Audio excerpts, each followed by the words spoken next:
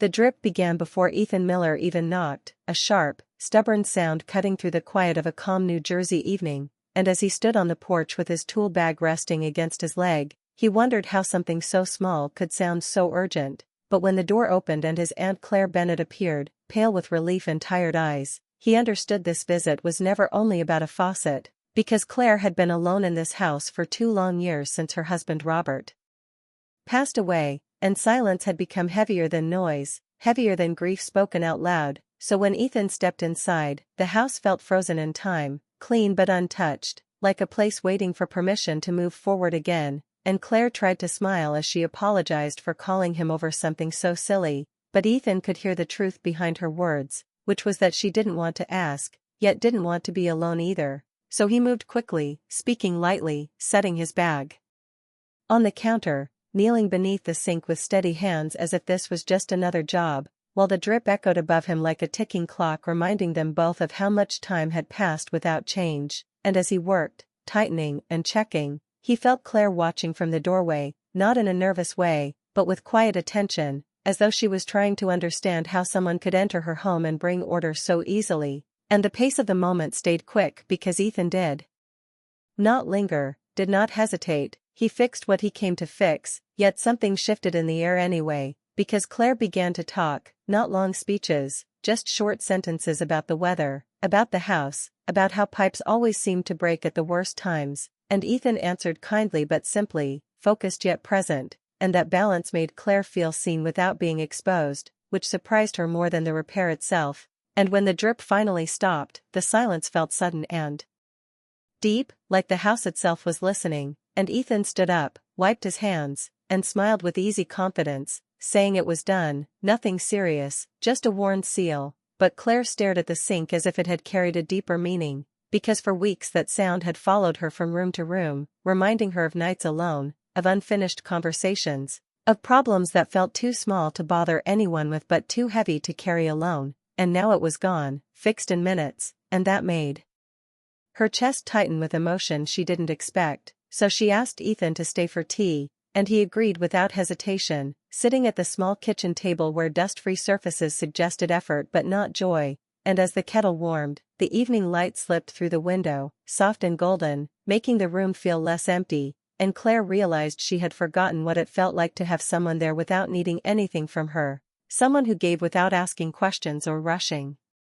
her feelings. And Ethan talked about work, about small jobs, about learning to fix things because he hated watching people struggle with problems they thought were too minor to ask for help. And Claire listened closely, realizing that what surprised her wasn't his skill with tools, but his calm presence, the way he filled space without crowding it. And as they sat there, the house seemed to breathe again, as if it had been waiting for this moment. And Claire thought, without fear or guilt, that maybe broken things didn't always mean loss, maybe sometimes they were openings, quiet chances for something gentle to begin. And as the clock ticked forward and the tea cooled, she looked at Ethan and felt grateful in a way that had nothing to do with plumbing, because he had come quickly, spoken kindly, and fixed what was broken without making her feel small. And in that fast-moving evening, between a drip and its sudden silence, something unseen had already started to change. The faucet stayed quiet after Ethan fixed it, and the sudden calm felt strange to Claire, like the house was unsure how to behave without the sound it had grown used to. And while Ethan washed his hands and rolled up his sleeves, Claire moved quickly to make tea, needing something simple to do because the silence brought thoughts she didn't invite. And when they sat at the small kitchen table, the moment picked up speed in a different way, not rushed but alive, as if the evening had finally decided to move forward. And Claire thanked Ethan again, this time softer, more personal, and he brushed it off with a small smile, saying it was an easy fix. But Claire shook her head because she knew he didn't mean only the faucet. And as steam rose from their cups, she spoke about the house, about how it felt too large at night, how rooms seemed colder even in summer. And she didn't cry, she didn't break, she simply told the truth in clear words. And Ethan listened closely, leaning forward, hands around his mug, not interrupting, not trying to fix her feelings the way he fixed pipes, which made her feel safe enough to keep going. And she admitted that asking for help had become hard because she didn't want to seem weak or needy, especially after being strong for so long. And Ethan answered honestly, saying strength wasn't about doing everything alone, it was about knowing when to let someone step in, and those words landed deep, because no one had said them to her before without pity or pressure. And the pace of the moment stayed steady as Claire found herself smiling again, not forced, but real, and she laughed quietly when Ethan joked about how small problems often hide bigger ones behind them, and that laughter felt like proof that she was still capable of warmth, still capable of connection. And then, just as the comfort settled in, the doorbell rang, sharp and unexpected, cutting through the calm, and Claire's body tensed before she could stop it, because surprises had not been kind to her in recent years. And when she said it was probably Mark, the neighbor, her voice carried a mix of uncertainty and caution, and Ethan noticed this, standing to open the door without making it awkward, giving her space to breathe. And when Mark stepped inside with an easy smile and a small box in his hands, the room shifted again, not in a bad way, but in a way that felt unfinished, like the start of something no one had planned, and Ethan stayed present, introducing himself, keeping the mood light, making space for conversation to flow instead of forcing it, and Claire watched this from her chair, realizing that Ethan wasn't just repairing objects, he was quietly repairing moments, smoothing sharp edges, allowing people to exist together without fear. And as Mark spoke about the neighborhood and the weather, Claire felt something loosen in her chest, a knot she hadn't known how to untie, and the evening moved faster now, words exchanged easily, tension fading, until Claire understood with sudden clarity that the most surprising thing Ethan brought into her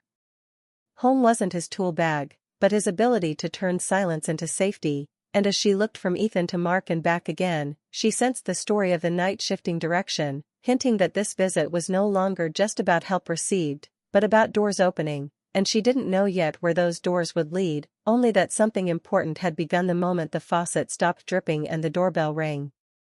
Mark Reynolds stepped into Claire's kitchen carrying a small box of pastries. And immediately the room shifted, carrying a mix of tension and warmth that made Claire straighten, brushing her hair nervously behind her ears, while Ethan stayed close by, leaning lightly against the counter, observing with quiet interest, noticing how the two of them had a subtle history in their gestures, small pauses, and polite smiles. And the conversation began with light topics, the weather, neighborhood news, Mark's woodworking projects, and Claire found herself laughing softly at the way Ethan prompted them, easing the tension without forcing it. And as they spoke,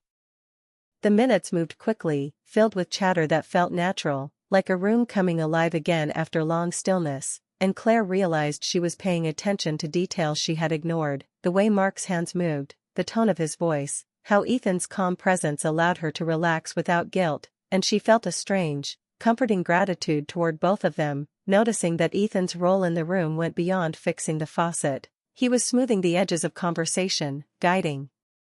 awkward moments into laughter, giving her permission to feel joy without fear. And Mark, sensing the ease, began to open up, telling small stories from his past, about late nights in his workshop, about neighbors helping neighbors, about life moving forward quietly. And Claire listened, surprised at how safe she felt sharing smiles and minor confessions. And Ethan occasionally chimed in with practical jokes or light remarks that kept the pace lively, never heavy, and she noticed how effortless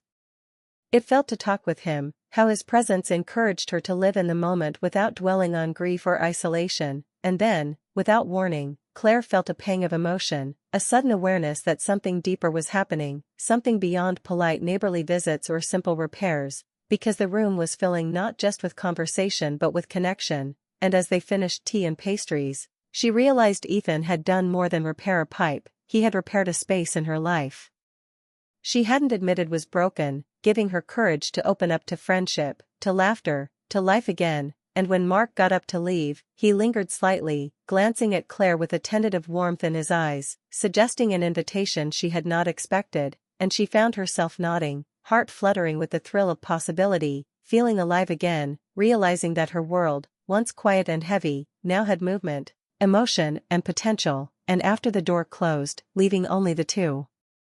of them in the kitchen, Claire turned to Ethan, tears threatening, and whispered softly that she had called him for a faucet, but he had fixed something much bigger. And Ethan smiled quietly, understanding without words that the evening had shifted, that connections had been made, that something tender and unspoken had begun. And in that fast-moving, laughter-filled hour, Claire realized that the tools Ethan carried were never just physical, they were patience, presence, empathy, and quiet strength, and that perhaps the faucet was never the real problem, it was a doorway to something she hadn't known she was ready to welcome. Weeks passed with a rhythm that felt both ordinary and extraordinary, as Ethan returned to Claire's house frequently, sometimes to help with small repairs, sometimes just to check in, and each visit carried a quiet intensity, the kind that made the house feel alive again, with laughter bouncing off walls that had been silent for years. And Claire noticed changes in herself she hadn't expected, like smiling more easily, opening windows to let in sunlight, taking time to cook or arrange flowers, small gestures that reminded her she could still enjoy life. And Ethan, moving around her home with familiar ease, never imposed, never judged, simply offered his presence, his tools a symbol not just of fixing leaky faucets but of mending spaces where loneliness had grown heavy. And one evening, as he packed up his toolkit, Claire reached out and touched his arm, a light, deliberate touch that spoke volumes, and said softly, "You remind me of Robert, not because you are the same, but because you care." And those words settled between them like a gentle weight, full of meaning, full of trust, and Ethan felt the depth of that statement, the honor, the responsibility, and replied simply that he was glad she called him, because it had been important for him too. And as he walked toward the door, the soft glow of the porch light outside caught his profile, and he glanced back to see Claire standing by the kitchen window, a figure of warmth and gratitude, while next door, Mark's light still shone, hinting at new possibilities and friendships slowly forming. And Ethan realized as he stepped into the quiet evening that the most important repairs he had made were invisible, the kind that can't be tightened or replaced with metal or tape, the kind that heal hearts, build trust, and bring people together without fanfare. And in that moment, as he drove away, he felt a gentle fulfillment, knowing that the house behind him no longer held its breath, that laughter and hope were returning to its rooms, and that Claire's life, once paused by grief and silence, was beginning again, quietly, steadily. And the faucet, now silent, stood as a small symbol of change, but the real story was the slow, careful unfolding of connection, trust, and perhaps, a tender, quiet love that needed no rush, no grand gestures, only presence, care, and the courage to show up. And as Ethan disappeared down the street, the stars beginning to peek through the sky, Claire felt her chest lift for the first time in years, the house alive, the heart open, and she understood that sometimes the most powerful tools are not in your hands, but in your heart, ready to repair what nothing else can reach. And in that fast-moving yet gentle evening, a life began again, not with a flood of words or declarations, but with quiet, steady moments, warm smiles, and the promise of more to come.